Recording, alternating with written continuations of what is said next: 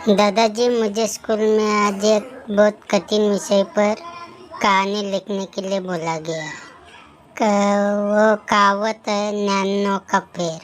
मेरे को कुछ समझ में नहीं रहा है। क्या आप मुझे उसका अर्थ और कहानी बता पाओगे? हाँ, क्यों नहीं। बैठो, मैं बताता हूँ। बहुत समय पहले की बात है। एक बड़े राज्य से राज्य का एक बहुत शक्तिशाली राजा हुआ करता था। वह अच्छे से शासन कर रहा था और उसके शासन में सभी बहुत खुश थे। इतना सब कुछ अच्छा होने के बावजूद भी उस राजा का व्यक्तिगत जीवन कुछ खास नहीं था। एक दिन उस राजा ने सोचा कि जब उसकी प्रजा इतनी खुश है तो फिर वह और उसका परिवार इतना खुश क्यों नहीं है जितना उन सभी को होना चाहिए था। फिर राजा ने सोचा क्यों ना जनता की खुशी को प्रजा के बीच में जाकर समझा जाए। उस राजा ने अपने मंत्री को यह आदेश दिया कि वह आसपास के गांव की जनता की खुशी का राज पता करने जाएंगे। फिर वह मंत्रियों सहित गांव के ओर निकल पड़े। जब वो पहले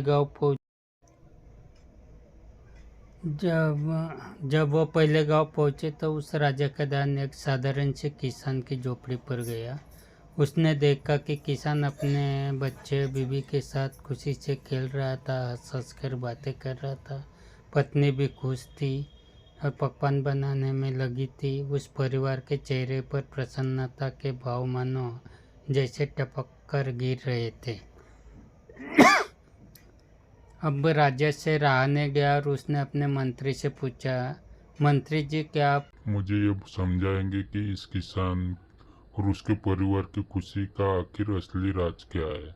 मैं देख सकता हूँ कि यह परिवार बेहद गरीबी में जी रहा है, लेकिन ऐसा होने के बावजूद भी इनके चेहरे पर एक सिकन तक नहीं है कि क्या इनको अजय ने कहा, एक तरफ ये परिवार है इतना गरीब है और एक तरफ हमारा परिवार है इतना धन होने के बाद भी ये कोई सुखी नहीं है। तो मंत्री, महाराज, इसका आप क्या रुकिए, कारण है? मैं मंत्री बस जी, आप अभी मेरी गया इस था, समस्या अभी का आया। निवारण कीजिए। और मंत्री वो ने इस बात पर 5-10 मिनट विचार करके किया। उसके बाद उसने अपने झोले से एक पोटली निकाली और उस पोटली में 100 स्वर्ण मुद्राएं थी। मंत्री ने 100 स्वर्ण मुद्राओं में से एक मुद्रा अपने पास रख ली और 99 स्वर्ण मुद्राओं की पोटली उसने किसान की झोपड़ी के आगे रख दी। राजा को कुछ समझ में नहीं आया। उसने मंत्री से पूछा कि मंत्री जी, आपने अपनी स्वर्ण मुद्राएं किसान की झोपड़ी के आगे रख दी,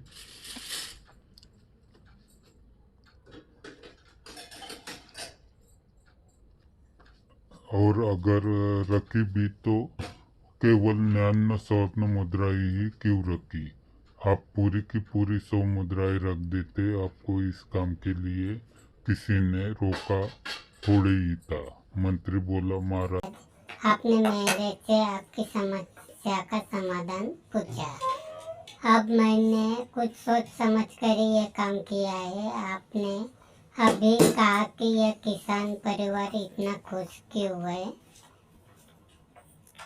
अब आप मेरी बात मानकर इस गांव में दोबारा 2-3 महीने बाद में आना। मैं वादा करता हूँ कि 2 महीने बाद इस कुछ परिवार को आपको नज़ारा अलग ही देखने को मिलेगा। राजा अपने मंत्री की बात से सहमत हो गया। अब राजा मंत्रियों सहित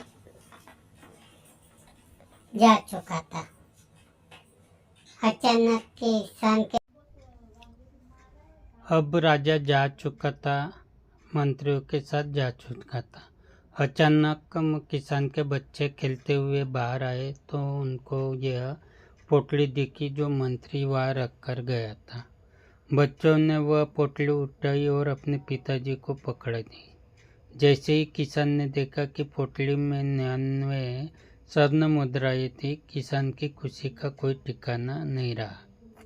किसान के बच्चे और पत्नी भी बहुत खुश हुई, लेकिन किसान एक बात से दुखी हो गया कि उस पोटली में पूरे 100 स्वर्ण मुद्राएं क्यों नहीं थी। किसान ने अपने पत्नी से कहा वह इन मुद्राओं को तब तक हाथ नहीं लगाएगा जब तक उसके पास पूरी 100 मुद्राएं ना हो जाए। उस दिन के बाद किसान दिन रात एक एक पाई इकट्ठे करने में जुट गया।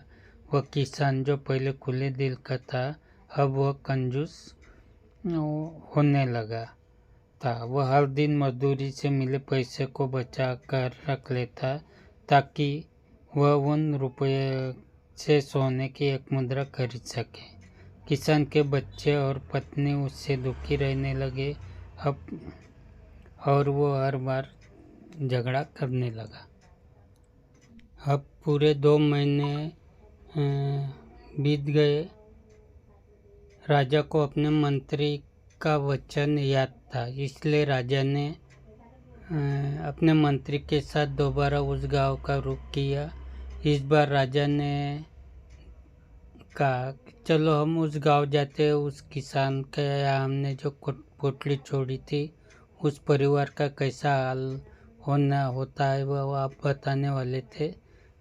तो चलिए हम उस गांव में दोबारा जाकर उनके हालचाल देखकर आते हैं। जब वह दोबारा उस गांव में गए, राजा ने देखा कि उस किसान की पत्नी और बच्चे रो रहे थे।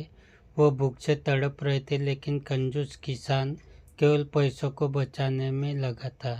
राजा को यह माजरा समझ में नहीं आया। आखिर इन 2 महीनों में ऐसा क्या हुआ कि खुशहाल परिवार का जीवन इतना दुखमयी हो गया।